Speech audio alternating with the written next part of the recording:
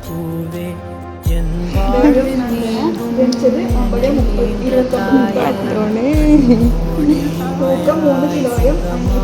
சுமையாய் இது கையில் ஏந்தி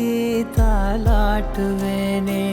காற்றோடு தலை கோதி நதியோடு தவழ்ந்து உயிரோடு உயிராக உறவாடும் அழகே பனியோடு விளையாடி மலர் ஊஞ்சலாடி கரை வந்து தமிழ் பேசும் இரு கால் வெண்ணிலவே சிறகாக